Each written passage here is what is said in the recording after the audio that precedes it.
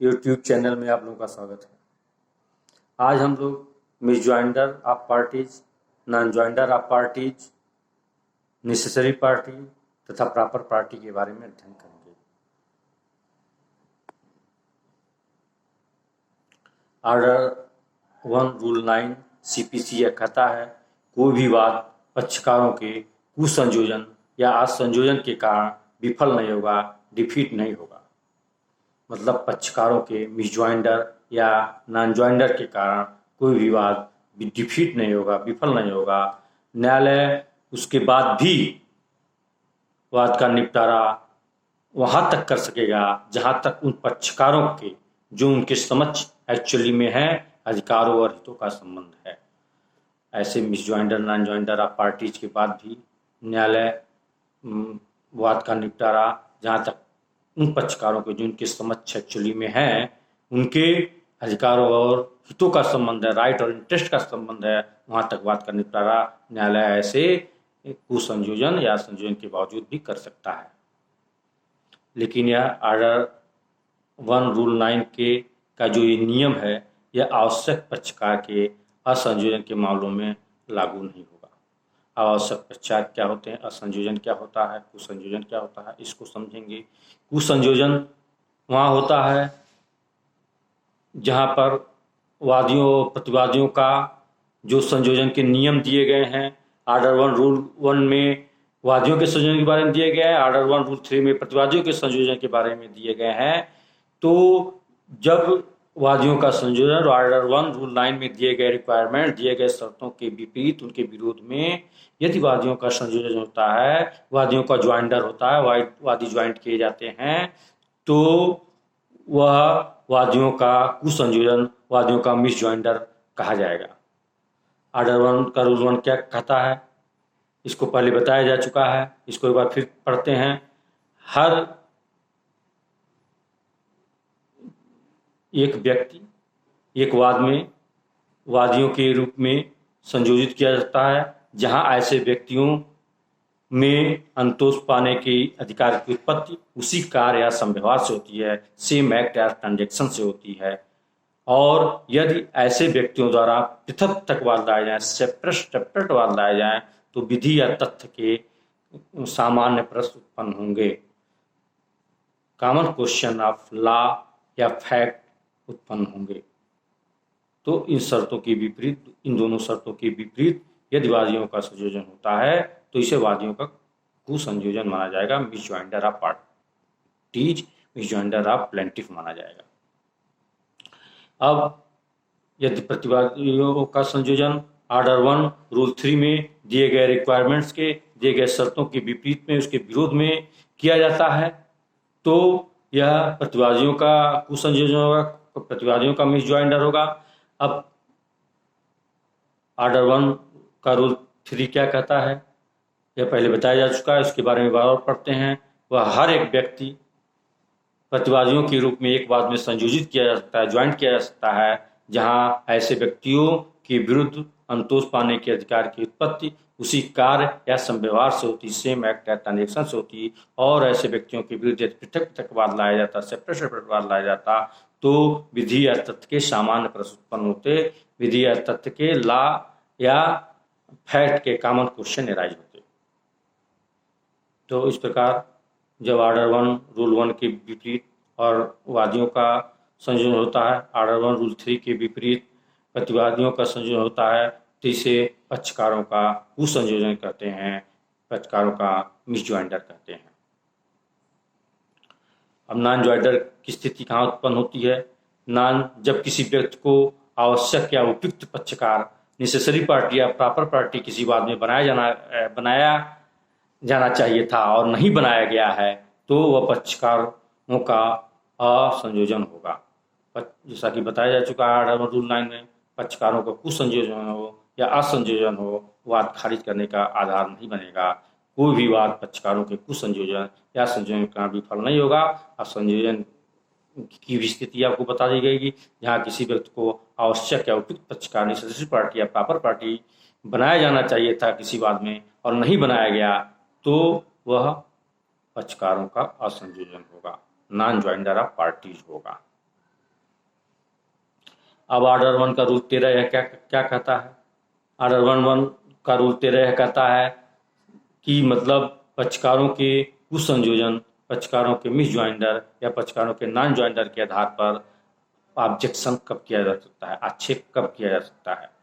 तो पक्षकारों के कुसंयोजन या असंयोजन के आधार पर यथासंभव शीघ्रतम अवसर पर और उन सभी मामलों में जहां इशू सेटल किए जाते हैं, ऐसे सेटलमेंट के समय या उससे पहले ही ऑब्जेक्शन पक्षकारों के कुसंयोजन या संयोजन के आधार पर, मिस ज्वाइंडर या नॉन ज्वाइंडर के आधार पर किए जा सकते हैं।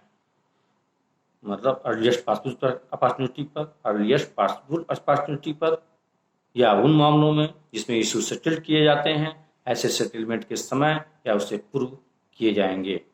और यदि ऐसा ऑब्जेक्शन नहीं किया जाता तो यह समझा जाएगा उसने आक्षेप करने के अधिकार को अभित्यक्त कर दिया है, वेव कर दिया है।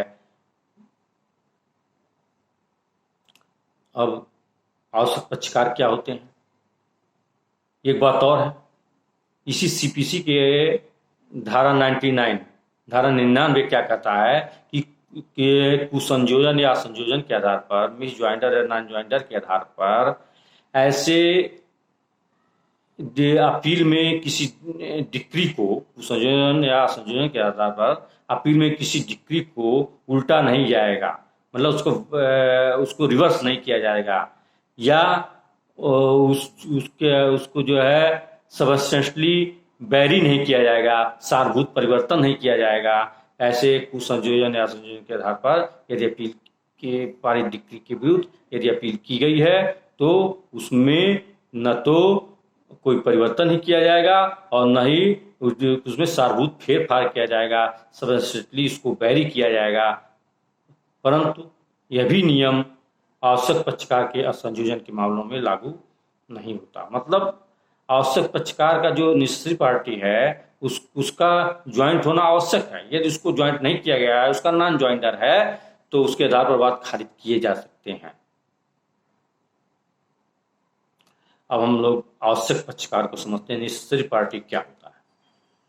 नेसेसरी पार्टी एक ऐसी पार्टी होती है जिसका वाद में रहना नितांत आवश्यक है, जिसका वाद में रहना नितांत आवश्यक है या उसका परम आवश्यक उसका रहना आवश्यक है, मस्ट है उसका रहना। उसके एब्सेंस में, उसकी अनुपस्थिति में उस वाद में कोई प्रभावी डिक्री पारित नहीं की जा सकती। इफेक्टिवली उसको डिस्पोज उस वाद को किया ही नहीं जा सकता यदि उस वाद में किसी व्यक्ति को आवश्यक पक्षकार बनाया जाना चाहिए था और नहीं बनाया गया। उसके एब्सेंस में इफेक्टिव डिग्री, कोई प्रभावी डिग्री पारित नहीं की जा सकती। जैसे उदाहरण स्वरूप, जैसे बंटवारे का वाद है, कोई बंटवारे का सूट दाखिल किया गया है तो उसमें जो को शेयरर हैं, जो सह अंशधारी हैं, वो सभी आवश्यक पक्षकार हैं। उन सभी को पक्षकार बनाना आवश्यक होगा, उन सभी को पक्षकार बनाया जाएगा, तभी प्रभावी डिग्री पारित होगी। यदि ए, बी और सी 3 सगे भाई हैं, ए ने बी के ऊपर सूट दाखिल करके यदि पार्टीशन की डिग्री प्राप्त कर ली है तो सी जो है, जो उसका तीसरा सगा भाई है, उसको पार्टी नहीं बनाया गया था जबकि वो नेसेसरी पार्टी था। वह डिक्री को सेट असाइड करने के लिए, जो पार्टीशन की डिक्री पारित की गई है, उसको सेट असाइड करने के लिए वह सूट दाखिल कर सकता है, वह उसको सेट असाइड करा सकता है, उसको अपास्त करा सकता है, क्योंकि वो ऐसा व्यक्ति था जिसके प्रेजेंस में ही प्रभावी डिग्री पारित की जा सकती है। यदि वो एब्सेंस है, अनुपस्थित है, तो प्रभावी डिग्री पारित ही नहीं की जा सकती। अतः पार्टीशन में पारित की गई डिग्री एक इफेक्टिव डिग्री नहीं थी। जहां भागीदारी के विघटन के लिए वाद है, कोई भागीदारी के विघटन के लिए वाद इंस्टीट्यूट किया गया है, उसमें जितने भी भागीदार है, जितने भी पार्टनर है, सभी जो है नेसेसरी पार्टी माने जाएंगे। एक और उदाहरण बताते हैं। एक सरकारी अधिकारी है, पब्लिक सर्वेंट है, उसने वादी से कब्जा प्राप्त करके प्रतिवादी को दे दिया, वादी घोषणा के लिए कि सरकारी अधिकारी का यह जो कार्य है वह मैलाफाइड है और इलीगल है, अतः प्रतिवादी को वादी के कब्जे में किसी भी प्रकार से हस्तक्षेप करने से रोका जाए। पब्लिक सर्वेंट का यह काम मैलाफाइड है, इलीगल है। इस बात की घोषणा के लिए वादीवाद लाता है तो और सुधार पर्व यह कहता है कि प्रतिवादी को वादी के कब्जे में किसी प्रकार का हस्तक्षेप करने से रोक दिया जाए। तो यहाँ पर जो पब्लिक सर्वेंट है वो एक नेसेसरी पार्टी है, आवश्यक पक्षकार है। अब प्रॉपर पार्टी क्या होता है? प्रॉपर पार्टी एक ऐसी पार्टी होती है जिसका वाद में रहना नितांत आवश्यक नहीं है, उसका मस्ट नहीं है उसका रहना, पर उसके रहने से विवादित प्रश्न का जो एजुकेशन है, विवादित प्रश्न का निश्चय है, और उसको और प्रभावकारी ढंग से पूर्ण रूप से निस्तारित किया जा सकता है।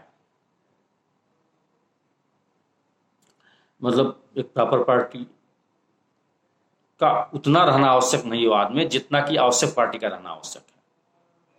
तो उसके रहने पर भी एक प्रभावी डिग्री पारित की जा सकती है, परंतु विवादित प्रश्न का एजुकेशन विनिश्चय और उतने प्रभावी ढंग से नहीं किया जा सकता जितने प्रभावी ढंग से उसके रहने पर किया जा सकता है।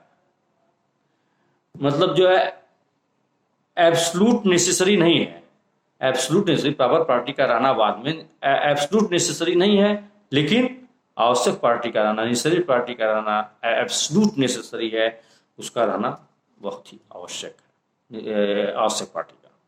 लेकिन प्रॉपर पार्टी का उतना रहना आवश्यक नहीं है। बस डिक्री को, मतलब विवादित प्रश्न को एजुकेट और अधिक प्रभावकारी एवं पूर्ण रूप से विनिश्चित करने के लिए, पूर्ण से एजुकेट करने के लिए वाद को प्रॉपर पार्टी का रहना आवश्यक है। इसके बिना भी प्रभावी डिक्री पारित की जा सकती है। अब एक उदाहरण दे सकते हैं। एक मकान मालिक है, एक जो है लैंडलॉर्ड है, वो टेनेंट के ऊपर, अपने किराएदार के ऊपर सूट दाखिल करता है। तो वहाँ जो सब टेनेंट है उसे भी पक्षकार बनाया जाएगा, वह एक प्रॉपर पार्टी होगा। क्योंकि ये जो लैंडलॉर्ड है और टेनेंट है, ये दोनों क्या हुए, लैंडलॉर्ड और मकान मालिक और किराएदार जो हुए, यह वाद में जो है आवश्यक पक्षकार हैं, और जो सब टेनेंट है वो प्रॉपर पार्टी है। तो वो प्रॉपर पार्टी है तो सब टेनेंट के रहने से तो विवादित प्रश्न का जो एजुकेशन है और प्रभावकारी और पूर्ण रूप से किया जा सकता है। तो इसलिए, क्योंकि कहीं न कहीं सब टेनेंट जो है, जो सब टेनेंट है, जो उप किराएदार है, उसका भी कहीं न कहीं अधिकार वहाँ प्रभावित होता है, इसलिए वो प्रॉपर पार्टी होगा, उस पार्टी बनाया जा सकता है।